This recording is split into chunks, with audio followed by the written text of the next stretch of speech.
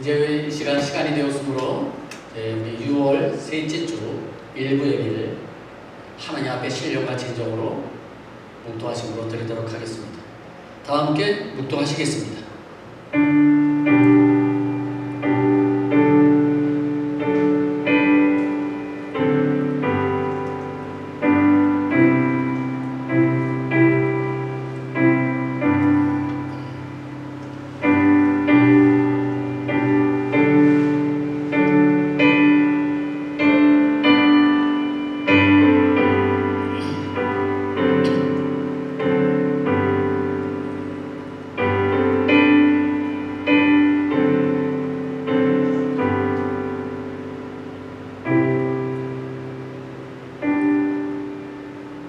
모든 사람의 눈이 주를 앙망하오니 주는 때를 따라 그들에게 먹을 것을 주시며 손을 펴사 모든 생물의 소원을 만족하게 하시나이다. 아멘.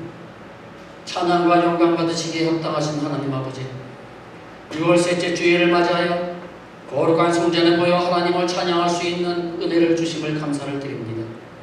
이 시간 우리의 심령 속에 함께 하셔서 넘치는 감사와 기쁨으로 주님을 경배하게 하여 주시옵소서. 빛 대신 주님을 통하여 죄로 물든 우리의 어두운 마음이 밝아지기를 원하오며 우리의 모든 죄악을 성령의 불로 태워주셔서 세상의 헛된 욕심을 버리고 오직 주님의 십자가만을 바라보며 살아가게 하여 주시옵소서.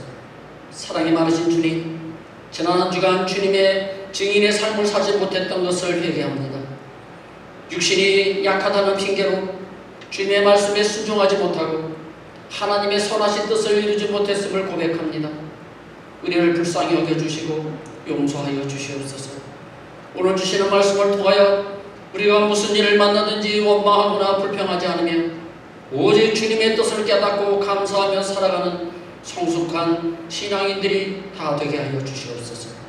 신실하신 하나님, 우리 교회를 축복하여 주옵소서. 기도하는 교회, 말씀을 사모하는 교회, 은혜에 충만한 교회가 되게 하시고 언제 어디서나 주님의 말씀을 실천하는 교회가 되게 하여 주시옵소서. 모든 성도들이 주 안에서 사랑으로 하나가 되어 많은 열매들을 맺게 하여 주시옵소서. 온유하신 하나님, 우리의 삶이 예수 그리스도의 향기로 가득하게 하옵소서. 주님께서 우리에게 맡겨주신 직분을 진실하게 감당하기를 원합니다. 반석과 같은 믿음으로 강하고 담대하게 날마다 승리하는 삶을 살아가게 하여 주시옵소서. 주님만이 우리의 길이요 진리요 생명이시오니 좌로나 우로나 치우치지 않고 오직 주님의 길로만 꿋꿋하게 걸어가게 하여 주시옵소서. 전쟁의 고통과 상처로 고난을 당하고 있는 우크라이나 백성들을 불쌍히 여겨주시고 위로하여 주셔서 속히 전쟁이 끝나고 그 땅에 평화가 찾아오게 하여 주옵소서. 주님의 몸된 교회를 위해서 애쓰는 주의 일꾼들을 주님의 능력의 손으로 붙들어 주셔서 주님의 일을 잘 감당케 하여 주시옵소서. 천지를 지으신 하나님, 이 땅에 비가 오지 않아 많은 어려움을 겪고 있습니다. 이 땅에 비를 내려주셔서 메마르고 갈라진 이 땅을 적셔 주옵소서. 오늘 하나님의 귀한 말씀이 강단에서 선포될 때에 하늘의 신령한 은혜의 담비로 우리의 메마른 심령들을 적셔 주시옵소서. 온 세상의 주인이 되시는 예수 그리스도의 이름으로 기도드립니다. 아멘.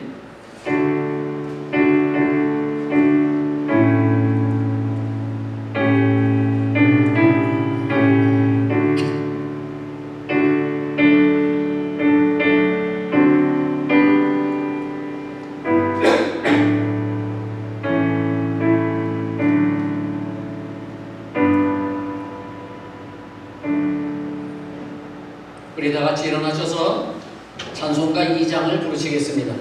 찬양 성부 성자 성령.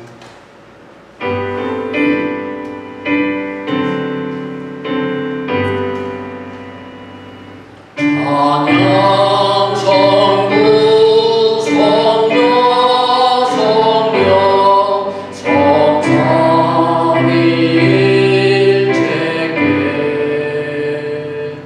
영원 누군가기까지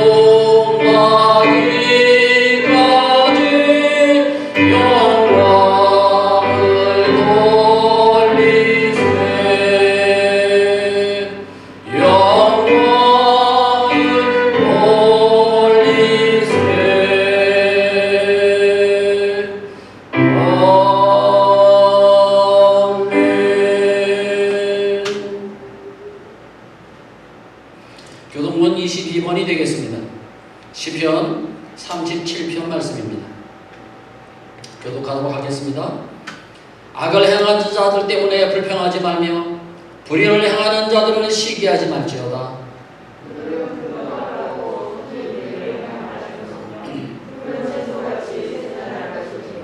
여호와를 의뢰하고 선을 행하라. 땅에 머무는 동안 그의 성실을 먹을거리로 삼을지어다.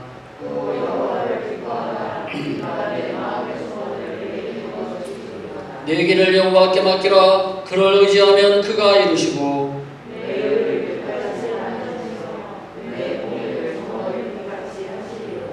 여호와 앞에 잠잠하고 참고 기다리라.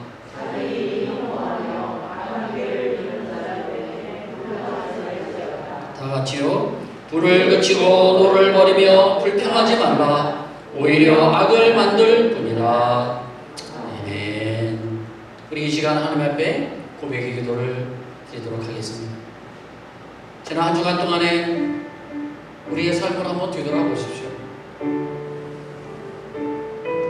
여러분들 하나님의 말씀대로 사셨습니까? 바쁜 삶 속에서 혹시 하나님을 잊어버리지는 않으셨습니까? 영원하지 않은 세상을 위해서는 열심을 내면서도 영원한 하나님의 나라를 위해서는 얼마나 열심을 내셨습니까? 사랑이 많으신 하나님 앞에 오늘 시간 기도하시기 바랍니다. 하나님은 우리의 입술의 고백을 받아주시고 우리의 모든 어두운 죄들을 용서해 주실 것입니다. 이 시간 우리 다 함께 기도하겠습니다. 하나님 아버지, 오늘의 모습에 대해 주님께 나왔습니다. 하나님, 나는 주인인데 하나님께 용서받지 못할지 하나님의 뜻을 알면서 하나님의 생각을 알면서 하나님의 말씀을 알면서 실천하지 못하고 살아가는 하나님 용서하여 주시옵소서. 하나님, 우리의 모든 죄를 주님의 십자가 뒤에 감춰주시고 주님께서 흘리신 그 십자가의 보혈의 피로 우리를 맑은 썩다고 끝까지 존재하게 씻어주시옵소서. 영원한 하나님의 나라를 사모하며 영원한 하나님을 사모하며 오직 그 믿음 안에서 살아갈 수 있는 우리가 되게 하여 주시옵소서. 하나님의 이해를 통하여 홀로 영광 받아주실 줄 믿습니다. 주님 이 자리에 함께하여 주시고 우리의 마음을 주관하여 주시고 우리의 마음을 열어주시고 오늘 하나님의 말씀을 하나님 은혜로 받을 수 있는 귀한 이 시간이 되게 하여 주시옵소서. 아버지, 주님 홀로 영광 받아주시옵소서. 주님 이 예배를 통하여 주님 홀로 영광 받아주시옵소서. 아버지, 너무 감사합니다. 거룩하신 예수님.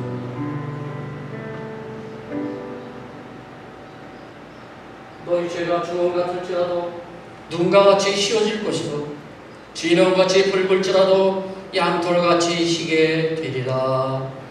아멘. 전능하사 천지를 만드신 하나님 아버지를 내가 믿사오며 그 외아들 우리 주 예수 그리스도를 믿사오니 이는 성령으로 잉태하사 동령녀 마리아에게 나시고 본디오 빌라도에게 고난을 받으사 십자가에 못 박혀 죽으시고 장사한 지 사흘 만에 죽은 자 가운데서 다시 살아나시며 하늘에 오르사 전능하신 하나님 우편에 앉아 계시다가 저리로서 산 자와 죽은 자를 심판하러 오시리라. 성령을 믿사오며 거룩한 공예와 성도가 서로 교통하는 것과 죄를 사하여 주시는 것과 몸이 다시 사는 것과 영원히 사는 것을 믿사옵나이다. 아멘. 우리 찬송가 545장을 부르시겠습니다. 이 눈에 아무 증거 아니 배워도 찬송가 545장입니다.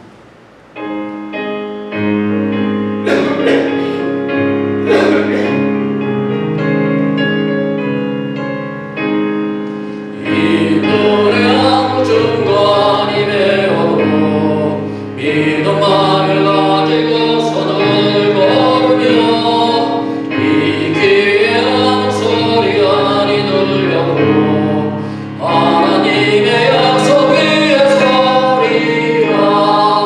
걸어가세 믿음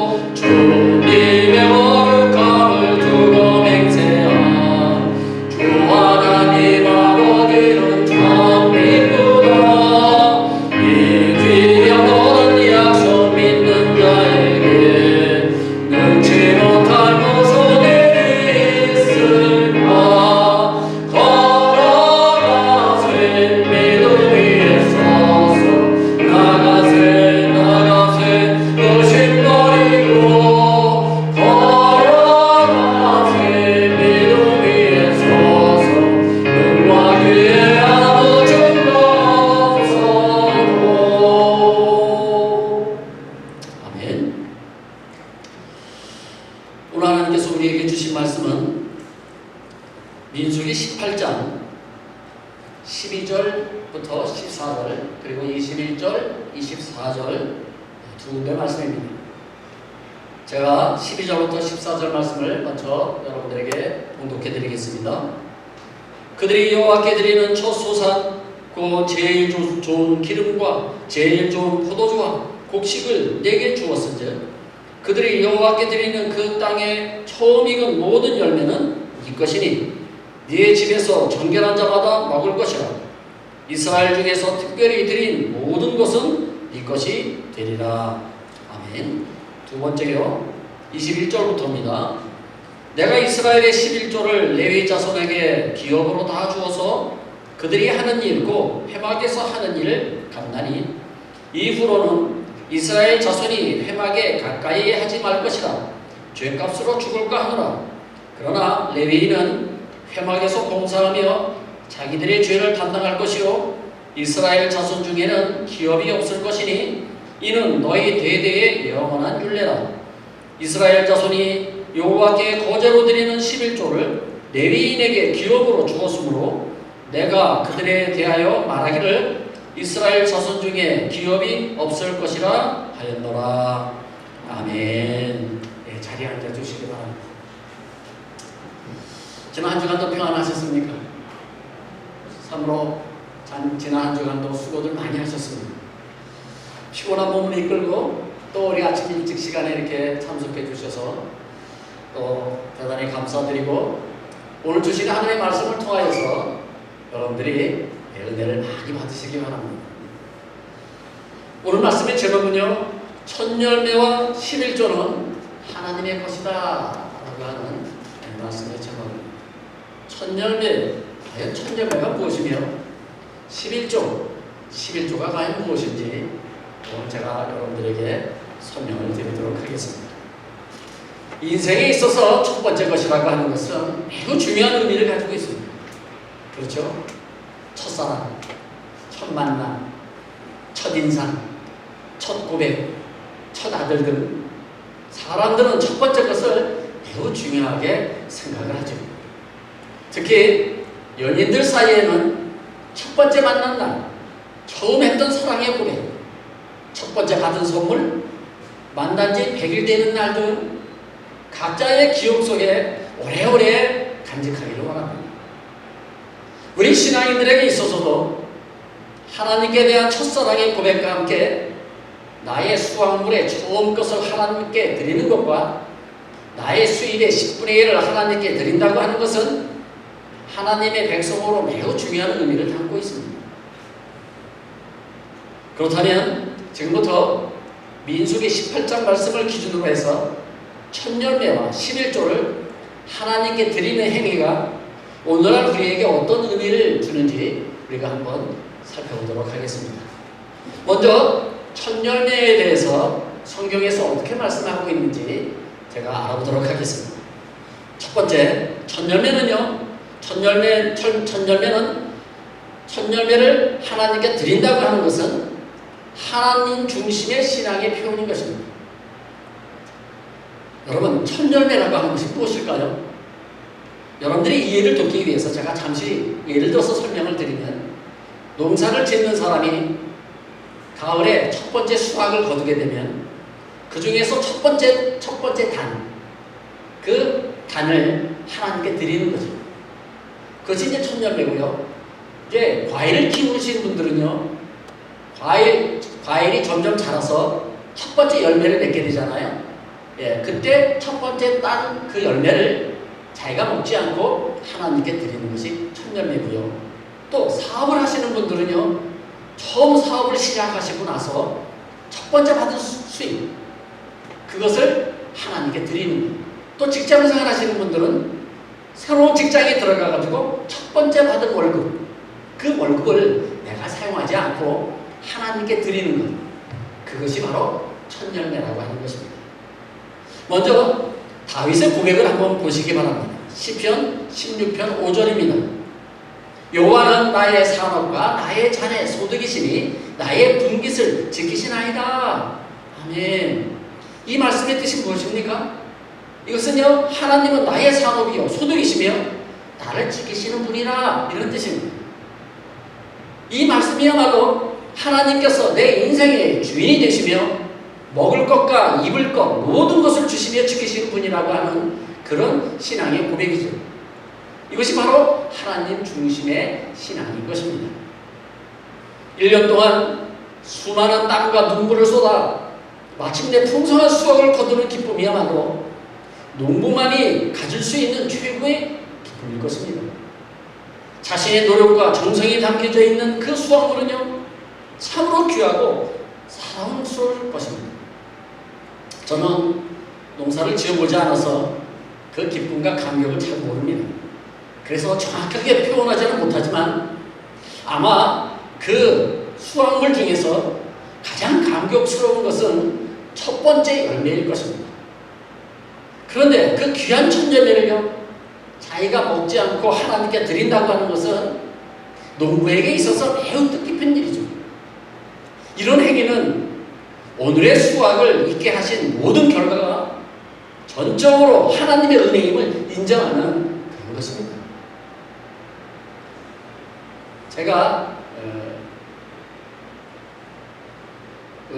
나병 환자촌에서 목회하시는 아시는 분이 계셔서 제가 그 교회를 방문한 적이 있었어요. 근데 그 나병 환자들은 주로 뭘 하냐면요, 닭을 키워요. 양계장을 합니다. 양계장을 좀 크게 해요. 그래서 그 나병 환자들은요, 병아리가 커서 이제 어른 닭이 돼가지고요, 첫 번째 알을 낳잖아요. 그러면요, 그 알을요 다 걷어가지고요, 그걸 하나님께 드리는 마음으로 목사님 댁으로 가져온대요. 그래가지고요, 그 목사님 댁에 방문하면은요, 한쪽 구석에 계란이 이만큼 쌓여져 있어요. 그래서 그 목사님 집에 가면은 가장 많이 먹고 오는 게 계란이에요. 나중에 그 집에서 나올 때는 입에서 계란 냄새가 날 정도로 그만큼 많은 대접을 하세요. 근데 그 계란이 뭐냐? 그것이 양계장을 하시는 분들이 첫 번째 그 큰 닭이 되어가지고 알을 낳은 것을 자기가 먹지 않고요, 다 걷어가지고요, 목사님 댁으로 갖다 드린다는 거죠. 하나님께 드리는 마음으로 드리는 거예요. 그래가지고 그 목사님 댁에는 항상 계란이 풍부했습니다. 농사뿐만 아니라요, 우리가 하는 모든 일의 결과에 대한 근본적인 원인을 오직 하나님의 은혜에서 찾는다면 그 사람은 경건한 신앙이라고 말할 수 있을 것입니다. 우리는 매일매일의 삶을 살면서요, 바울처럼 이런 고백을 했으면 좋겠습니다. 내가 나 된 것은 다 하나님의 은혜로다 라고 말합니다. 이렇게 고백하시며 살아가시는 저와 여러분들이 되시길 바랍니다. 우리가 하는 모든 일들의 결과를 바울처럼 다 하나님의 은혜로 생각하신다면 스스로 교만하거나 자랑할 사람은 아무도 없을 거예요. 이 사람은 하나님의 은혜를 깊이 인식하며 살아가는 사람은 자신의 부족함을 깨닫고 더욱 하나님을 전적으로 의지하며 살아가게 될 것입니다. 두 번째 첫 열매는요, 어떤 의미가 있느냐면 하나님께 드린다는 것은 나의 모든 것을 드리는 신앙입니다. 첫 열매를 드린다고 하는 것은요, 나의 모든 것을 드린다, 이런 의미가 담겨져 있는 것입니다. 사도 바울은요, 디모데후서 2장 15절에서 이런 말씀을 하셨어요. 우리 영상을 보시고 우리 같이 한번 읽겠습니다. 자, 영상을 보세요. 시작. 너는 진리의 말씀을 옳게 분별하며 부끄러울 것이 없는 일꾼으로 인정된 자로 자신을 하나님 앞에 온전히 드리기를 힘쓰라. 아멘. 이 말씀이 무슨 뜻입니까? 진리의 말씀을 올바르게 분별하고 하나님 앞에 부끄러움 없는 일꾼이라면 자신을 하나님 앞에 온전히 드리라는 겁니다. 여기 온전히 드린다고 하는 것은요, 나의 모든 것이 다 주님의 것임을 인정하는 행위죠. 모든 것이 다 하나님의 것이라고 하는 것을 인정하기 때문에 나의 모든 것을 드리는 거죠. 오늘 성경에서 수확물 중 처음 것이라고 하는 것은 그 땅의 수확물 전체를 대표하는 의미를 갖고 있어요.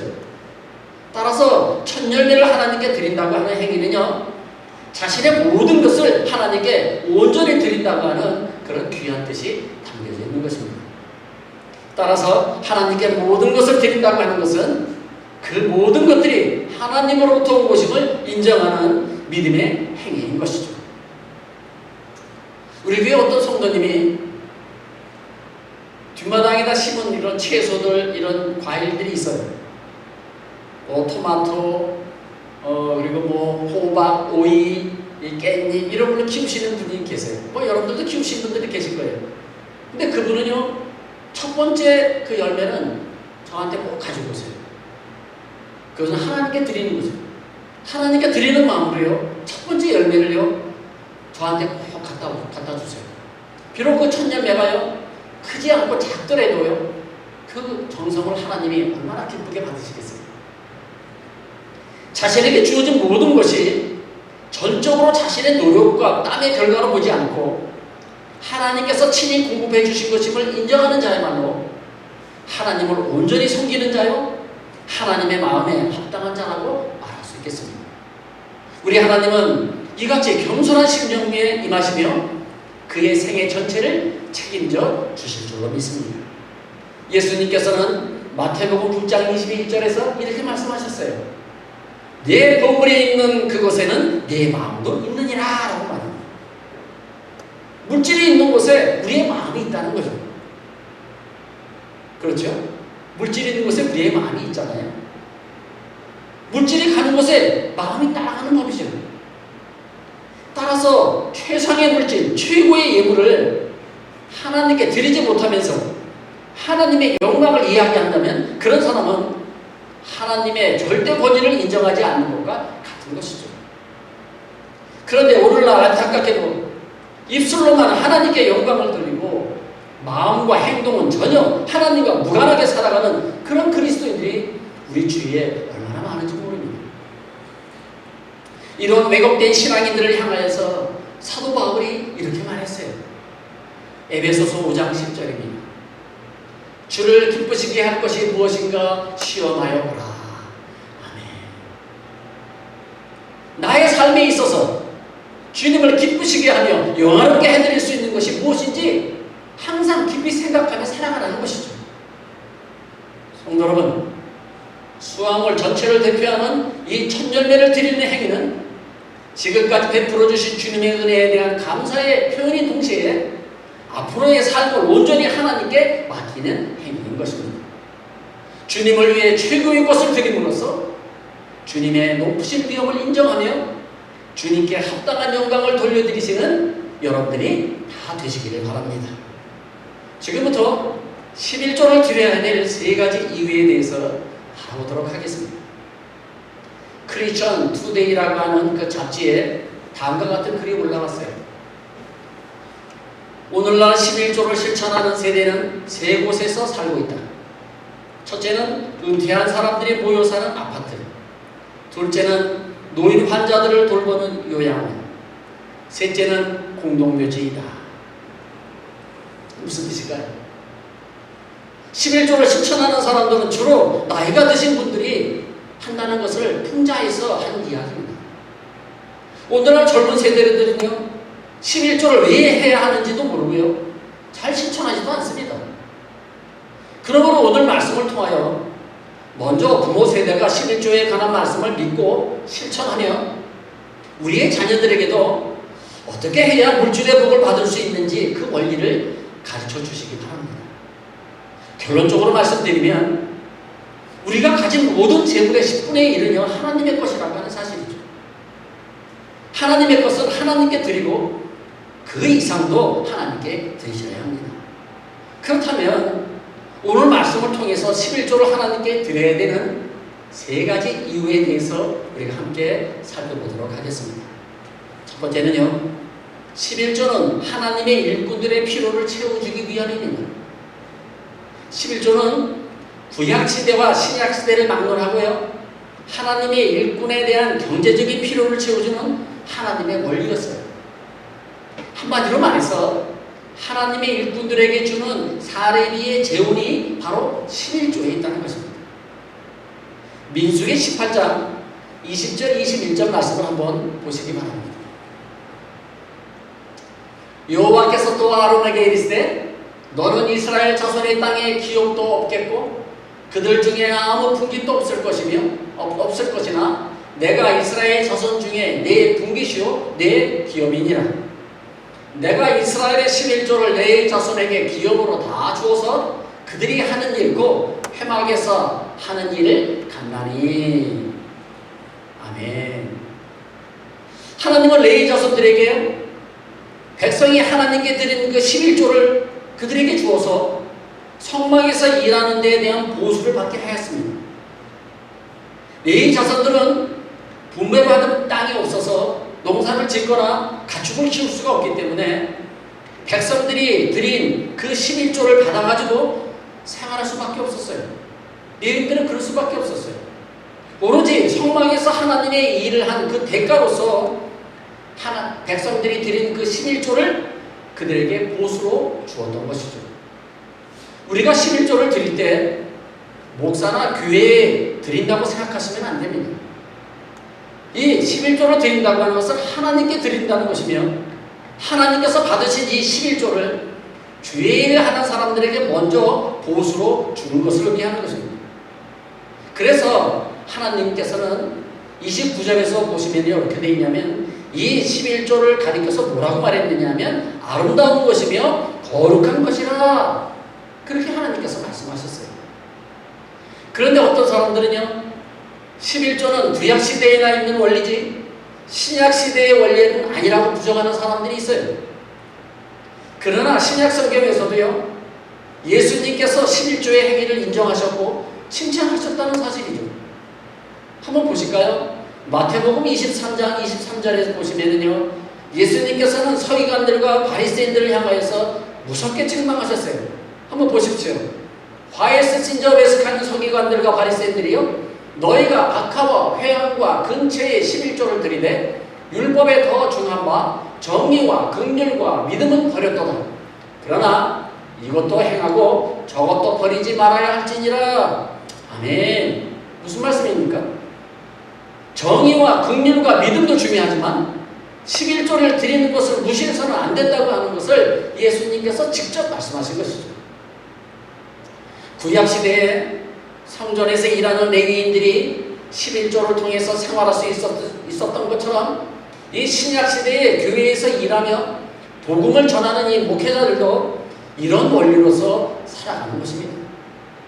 두 번째, 이 11조는요, 하나님이 창조주이시며 만물의 소유자이심을 인정하는 믿음의 행위인 것입니다. 시편 24편 1절에 보면 이런 말씀이 있어요. 땅과 거기에 충만한 것과 세계와 그 가운데 사는 자들은 다 여호와의 것이로다. 아멘. 온 세상의 주인은요, 여호와 하나님이라는 거예요. 그런 말씀이에요. 그렇기 때문에 내가 가진 모든 재물의 주인도 내가 아니라 여호와 하나님이라고 하는 사실이죠. 그런데 어떤 사람은요, 100% 다 하나님의 것이라면 다 달라고 해야지 왜 10%만 달라고 하느냐고, 11조는 목사가 만들어낸 이야기라고 그렇게 거부하는 사람들이 있어요. 그렇다면 여러분, 하나님은 왜 10%만 달라고 하셨을까요? 다 달라고 하시죠. 그것은요, 너희들이 10%만 드려도 100% 다 드린 것으로 내가 간주할 테니 나머지 90%는 너희들이 사용하라고 하나님께서 주신 것입니다. 이 원리를 우리가 꼭 기억하셔야 됩니다. 10%를 달라고 하신 것은 나머지 90%는 내가 다시 돌려줄 테니 너희들이 생활하는 데 써라, 그것입니다. 모든 것이 다 하나님의 것이지만 10%만 나한테 주고 나머지 90%는 너희들이 사용해라, 그것을 하나님께서 말씀하신 것이죠. 그래서 11조만 하나님 앞에 드리라고 하신 것입니다. 그런데 하나님이 주신 것을 내가 100%다 사용한다면 얼마나 이기적인 행위입니까? 모든 것, 즉 물질, 건강, 행복, 기쁨, 이 기쁨을 주신 분을 무시하는 행위가 아닐까요? 성도 여러분, 우리의 모든 수입은 100% 다 하나님이 주신 것입니다. 하나님께서 안 주시면 우리는 1%라도 1페소도 벌을 수가 없어요. 하나님께서 다 주신 것이지만 11조를 드리는 이유는 하나님께서 100% 소유주라는 것을 인정하는 것입니다. 그러므로 11조를 드린다고 하는 것은 하나님이 만물의 주인이시며 창조주가 되신다는 사실을 인정하는 행위임을 여러분들 꼭 기억하시기 바랍니다. 마지막 세 번째 11조는요, 하나님께서 성도들에게 물질의 복을 주시기 위한 통로라고 하는 것이죠.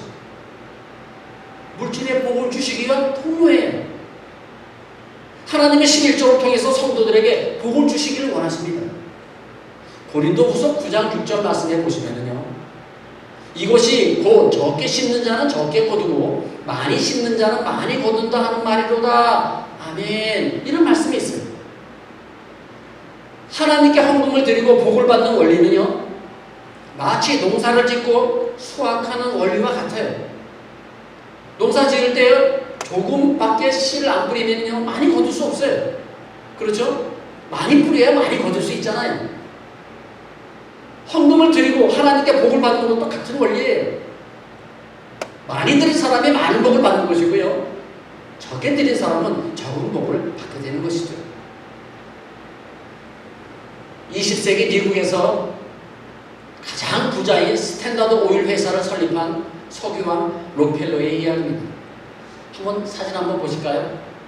물론 젊었을 때의 모습입니다. 록펠러, 여러분들 다 아실 거예요. 그는 어려서 가정 형편이 어려웠고요, 공부도 잘하지 못했어요. 그런데요, 그에게는요 아주 훌륭한 어머니가 계셨어요.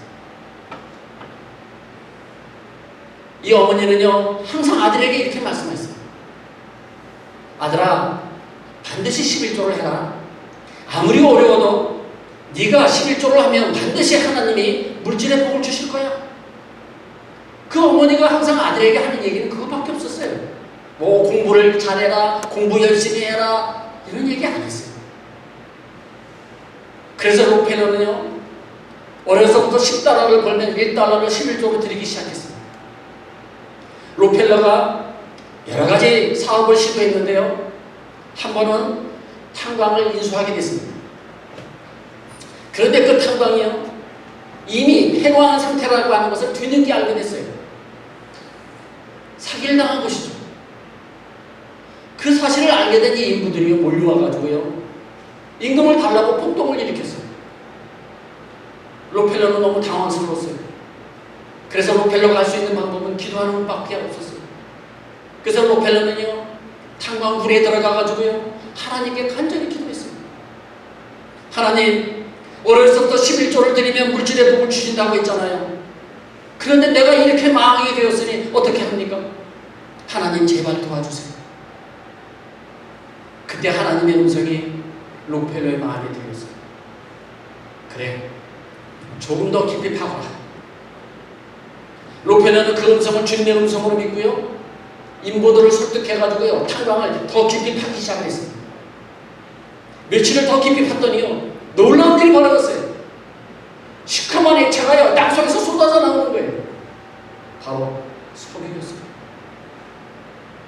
이 일로 1870년에 스탠다드 오일 회사를 세웠고요 1882년에 이 회사가 미국 석유 사업의 90%를 차지하게 되었습니다. 이로 인해 그는 어마어마한 부자가 되었습니다. 록펠러는요 그 돈 가지고요 교회를 세우고 재단과 병원과 학교를 세우기 시작했습니다. 그리고 그런 곳에 빠른 투자를 했어요. 노벨상 수상자 80명을 배출한 시카고 대학, 그 시카고 대학을요 록펠러가 세웠어요. 록펠러는 그의 어머니의 그 11조의 가르침대로요 축복의 산증인이 되었던 것입니다. 성도 여러분, 물질의 어려움에서 벗어나고 싶으십니까? 그렇다면 11조를 시작하세요. 아니, 지금도 내가 어려운데 아니 어떻게 내가 11조를 드릴 수 있나요? 그렇게 생각하십니까? 그러면은 더욱더 11조를 시작하십시오. 왜냐하면 하나님께서 반드시 물질의 복을 주시기 때문에 그렇습니다. 그런데 여러분 11조를 뗀다고 하는 것이 너무 아깝잖아요. 그렇죠? 내 수입의 10분의 1을 뗀다는 것이 어디 쉬운 일입니까? 아까워서 뛰지 못해요. 제가요, 직장 생활을 하다가 퇴직을 하고 퇴직금을 받았어요. 지금으로 따지면 큰 돈을 받았어요. 그런데 11조를 알고 있잖아요. 그 당시에 제가 집사 시절이었는데 11조를 떼야 되잖아요. 11조를 계산해보니까 너무 큰 거예요. 이렇게 많이 떼어도 될까? 너무 아까운 거예요. 그래가지고 80%만 내고 20%를 집에다 숨겨놨어요. 근데 여러분, 그날 밤에 도둑이 들어와가지고요 20%다 가져갔어요. 제 간증이에요. 실제로 있습니다. 제가 그걸 책에다가요 몰래 책꽂이에다가 이렇게 책에다 숨겨가지고 책꽂이에다 꽂아놨는데요, 그 많은 책들 가운데서요 그것만 딱 빼가지고 가져갔어요. 누가 하셨을까요? 여러분, 우리가 11조를 하나님께 드리지 않으면요 세상에게 11조를 드리게 됩니다. 저는 그것을 깨달았어요. 하나님이 그것을 깨닫게 해주시더라고요. 그리고 저는 목사로 세우셨어요. 아하, 그런 원리가 있습니다. 하나님께 내가 11조를 드리지 않으면요, 내가 어떤 불의의 사고로, 내가 갑자기 병이 들어서, 내가 어려움을 당해서 그 돈이 다 세상으로 빠져나가요. 참 신기하죠? 여러분들 가운데서도 그런 경험을 하시는 분들도 계실 거예요. 제가 조심스럽게 여러분들에게 말씀드리는 거예요. 여러분들 복 받으라고 말이죠. 여러분의 자녀들이 물질의 복을 받기를 원하십니까? 그렇다면 자녀들에게 11조를 가르쳐 주세요. 그러면 자녀들이 반드시 물질의 복을 받게 될 것입니다. 이 록펠러의 어머니처럼 말이죠. 말라기 3장 10절 11절에 아주 귀한 말씀이 있어요. 우리 같이 한번 읽겠습니다. 시작. 만군의 여호와가 이르노라, 너희의 온전한 11조를 창고에 들여 나의 집에 양식이 있게 하고 그것으로 나를 시험하여 내가 하늘 문을 열고 너희에게 복을 쌓을 것이 없도록 붙지 아니하나 보라. 만군의 여호와가 이르노라, 내가 너희를 위하여 메뚜기를 금하여 너희 토지 소산을 먹어 없애지 못하게 하며 너희 밭에 포도나무 열매가 기한 전에 떨어지지 않게 하리라. 아멘. 하나님께서요 나를 시험해보라고 말씀하신 것은 여기밖에 없어요. 어떻게 인간이 하나님을 시험할 수가 있어요? 그런데요 하나님께서 뭐라고 그러세요? 한번 시험해보라는 거예요. 진짜로 복이 되는지 안 되는지 나를 테스트해보라는 거예요. 분명 하나님은 11조를 드리면 하늘문을 열어 창고에 복을 쌓을 것이 없도록 부어주신다고 약속하셨어요. 성도 여러분, 저는 분명 하늘의 복 받는 방법을 여러분들에게 알려드렸습니다. 실천하고 안 하시는 것은 여러분들의 손에 달려있어요. 저를 원망하지 마세요. 저는 이미 가르쳐드렸습니다. 저는 여러분들이 다 부자가 되기를 원합니다. 간절히 원합니다. 매일 여러분들을 위해서 기도하고 있습니다. 하늘의 복 받기를 원하신다면요, 여러분 오늘부터라도 지금까지 하지 못하고 못했다 할지라도 오늘부터라도 11조를 실천하시는 여러분들이 되시기를 주님의 이름으로 축복합니다. 오늘 말씀을 정리하고 마치겠습니다. 천절매에 대해서 여러분들에게 말씀을 드렸습니다. 천절매를 하나님께 드린다고 하는 것은요 하나님 중심의 신앙의 표현입니다. 두 번째는요 천절매를 드린다고 하는 것은요 나의 모든 것을 드리는 것과 같다고 말씀을 드렸어요. 이어서 11조로 드려야 될 세 가지 이유에 대해서 제가 말씀을 드렸죠. 첫 번째가 무엇입니까? 11조는 하나님의 일꾼들의 필요를 채워주기 위한 방법입니다. 두 번째는요 11조는요 하나님이 창조주이시며 만물의 소유자이심을 인정하는 믿음의 행위이죠. 세 번째는요 11조는 하나님께서 성도들에게 물질의 복을 주시기 위한 통로라고 하는 사실입니다. 그것을 여러분들 꼭 기억하십시오.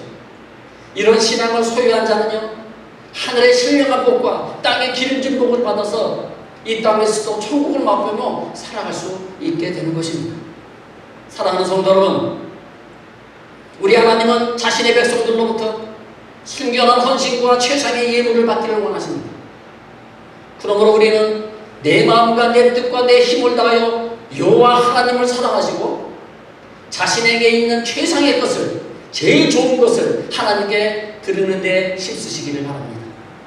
내 인생의 주인은 결코 내 자신이 아니라 오직 하나님의 힘을 깊이 인식하시고 인생 전체를 하나님께 온전히 드릴 수 있는 성숙한 믿음의 성도님들이 다 되시기를 주님의 이름으로 축복합니다. 이 시간 우리 함께 기도드리기를 원합니다. 오늘 첫 열매와 11조의 중요성에 대해서 우리가 들었습니다. 지금까지 이런 말씀이 성경에 있는지도 몰랐어요. 하나님 우리를 용서하여 주시옵소서. 하나님의 것을 내 것으로만 알고 온전히 드리지 못했음을 하나님 우리를 용서하여 주시옵소서. 앞으로 하나님의 것을 떼어먹지 않고 하나님께 드릴 수 있는 마음을 우리에게 허락하여 주시옵소서. 그것을 실천할 수 있는 우리가 되게 하여 주시고 내가 실천함으로 내 자녀들에게도 이것을 가르칠 수 있는 우리 부모가 되게 하여 주시옵소서. 이 시간 우리 주여 한번 부르고 이 시간 우리 통성으로 함께 기도하시겠습니다. 주여! 하나님 아버지, 하나님을 가르쳐 주신 천년과 하나님의 11조에 대해서 하나님의 부족한 영이 어릴 때에 느끼었습니다. 하나님 이 말씀을 통해 마음의 힘을 하여 주시고 하나님의 마음에 은혜만 할 수 있는 시간이 되기를 바랍니다. 우리의 심령과 더욱더 만들어 주시옵소서. 오늘 목사님을 통하여 주시는 이 말씀을 내가 받고 우리 가운데 실천해 나갈 수 있는 우리 성도님들이 다 되게 하여 주시옵소서. 하나님 천년이 얼마나 중요하며 11조가 얼마나 중요한지 오늘 시간 배웠습니다. 나의 수입의 첫 번째 열매를 하나님께 드립니다. 아버지 나의 수입의 10분의 1을 내 것이 아니라 하나님께 드릴 수 있는 그 모든 성도님들이 되게 하여 주시옵소서. 그것을 실천할 수 있는 일을 하나님 우리에게 허락하여 주시옵소서. 아버지 우리 믿음의 연약함을 사용해 주시고 우리를 용서하여 주시옵고 하나님의 말씀을 실천함으로 인해서 하늘의 법을 감사하게 받아들일 수 있는 우리 모두가 되게 하여 주시옵소서.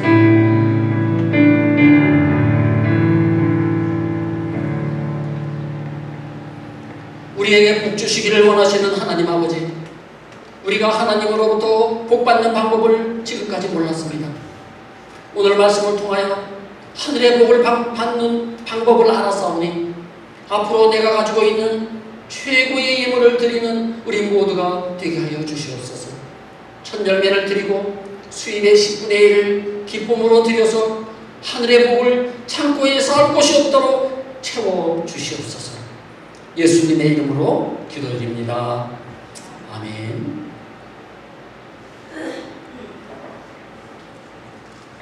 찬송가 50장이 되겠습니다.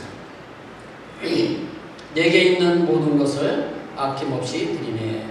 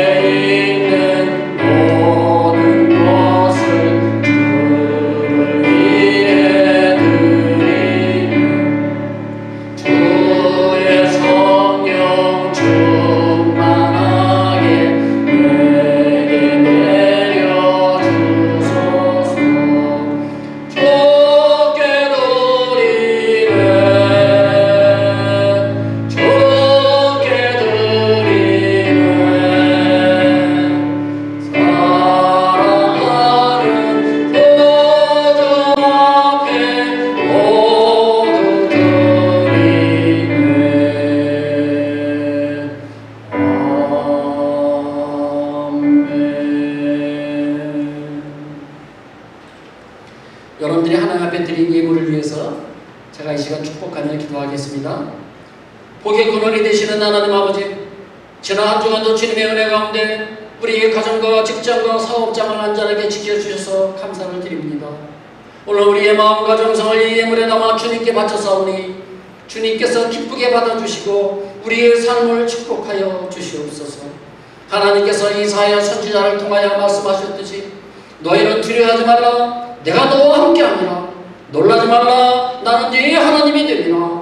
내가 너를 굳세게 하리라. 참으로 너를 도와주리라. 참으로 나의 오른 오른손으로 너를 붙들리라 라고 말씀하셨사오니 우리 모두 이 약속의 말씀을 믿고 어떠한 어려움 속에서도 두려워하거나 놀라지 말고 날마다 우리를 오른손으로 붙들어 주시는 주님만을 의지하며 살아가게 하여 주시옵소서.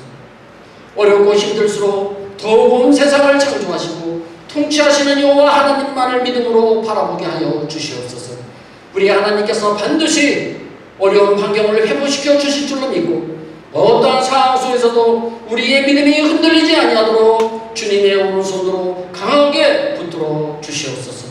주님의 헌금을 관리하는 집사님들에게도 책임감과 사명감을 주셔서 주님의 물질을 잘 관리하여서 하늘의 복을 충만하게 받게 하여 주시옵소서. 우리의 선교지를 위해서 기도합니다. 엘코로라도의 성전 건축이 시작되었습니다. 잘 마무리될 수 있도록 아론과 노르마 전도사님을 끝까지 믿음으로 붙들어 주시오며 건축이 완공될 때까지 필요한 물질의 부족함이 없도록 하나님께서 채워 주시옵소서. 우리가 드린 선교 헌금으로 그 지역의 많은 영혼들이 예수 믿고 구원받게 하여 주시옵소서. 땀빛고 노예 목사님에게도 능력과 열심을 더하여 주셔서 맡겨주신 교회를 말씀으로 잘 인도하게 하여 주시옵소서. 예수님께서 가난한 자, 과부와 고아와 나그네와 불쌍한 자들을 위로하여 주셨던 것처럼 우리가 드린 이 예물이 그들을 위한 긍휼과 사랑의 손길이 되게 하여 주시옵소서. 새로운 한 주간도 주님 말씀으로 이 세상을 이기게 하옵시고 이 모든 말씀을 예수 그리스도의 이름으로 축복하며 기도드립니다. 아멘. 광고 말씀 몇 가지만 드리도록 하겠습니다. 두 번째, 전에도 말씀드린 것처럼 중고등부 예배가 시작이 되었습니다. 그래서 여러분들 자녀들 가운데 중고등부 학생들이 있는 자녀 부모님들은 자녀들을 데리고 교회에 나오시기 바랍니다. 여러분들이 자녀들에게 하나님의 교육을 시키지 않으면요, 여러분들이 이제 더 크게 되면 여러분들 진짜 후회하십니다. 그래서 아주 중요하기 때문에 여러분들 주일학교서부터 여러분들 자녀들을 교회에 보내서 교회에서 교육받도록 하셔야죠. 안 그러면요, 이 세상이 얼마나 무섭습니까? 이 세상으로 빠질 수밖에 없어요. 그래서 교회 교육을 그만큼 중요한 것이니까 여러분들 주일학교 학생들이나 우리 중고등부 학생들은 꼭 자녀를 데리고 있는 부모님들은요, 자녀들을 꼭 교회 교육에 참석시켜 주시기 바랍니다. 세 번째, 월요일날 내일이죠. 월요일날 10시부터요 우리 교회에서 D6 교육 세미나가 있어요. 그래서 지금 캐나다에서 계시는 강사 목사님이 오셨는데요. 제가 이제 금요일날 만나 뵙고 지금 오늘은 살티주에 들어가셨어요. 살티주에서 1차 교육을 하고요. 이제 내일 몬테레에 와서 교육을 하시는데요. 이분이 아주 유명하신 분이에요. 그래서 김치남 목사님이라고 CTS에서도 소개를 할 정도로 아주 유명하신 분이고요. 이번에 이제 한국에서 캐나다에서 오신 것이 아니라 한국에서 오셨거든요. 한국에서 D6 세미나 그 컨퍼런스를 아주 크게 하고 오셨어요. 그래서 많이 피곤하신데도 이 멕시코 복음화를 위해서 오셨는데요. 여러분들 많이 참석해 주시기 바랍니다. 그래서 우리 교사들뿐만 아니라 여러분들 자녀를 데리고 있는 부모님들은요 꼭 나오셔서 우리 자녀들을 어떻게 교육을 시켜야 되는지 그것이 여러분들에게 복이 되는 겁니다. 그래서 여러분들 자녀들 교육을 어떻게 시켜야 되는지를 이번 세미나를 통해서요 여러분들 꼭 배우셔서 여러분들 자녀를 기독교 신앙 안에서 하나님의 은혜 안에서 이렇게 여러분들 키워주시기 바랍니다. 네 번째, 내일 아침에 기도회가 있습니다. 여러분들 알고 계시죠? 그래서 여러분들 나오셔서 우리 함께 기도하기를 원합니다. 토요일 날은요 출근하지 않는 분들은요 꼭 토요일 날 8시에 나오셔서 함께 예배드리고 일주일을 마무리하면은 참 은혜가 될 것입니다. 자, 다음 주 대표 기도는요, 오기원 집사님, 그 다음 주는 신정현 집사님, 6월 교회 안내는 이용호 집사님, 이미성 권사님이 한 달 동안 수고해 주시겠습니다. 여러분들 혹시 코로나 자가진단 키트가 혹시 필요하신 분들 계십니까? 예, 막 코에다가 이렇게 막대기 집어넣어서 이렇게 검사하는 거 있잖아요. 혹시 몸에 이상이 있다든지 혹시 검사를 받고 싶으신 분들이 혹시 계시면은요, 병원 가시기 전에 먼저 자가진단 키트로 한번 검사 받는 것이 좋습니다. 그래서 제가 여유로 조금 가지고 있으니까 여러분들 필요하신 분들은요, 교회 사무실에 있으니까 여러분들 혹시 필요하신 분들은 가지고 가시기 바랍니다. 우리 다 같이 일어나셔서 우리 찬송 괴로울 때 주님의 얼굴 보라 부르시고 우리 축도함으로 모든 예배를 마치도록 하겠습니다.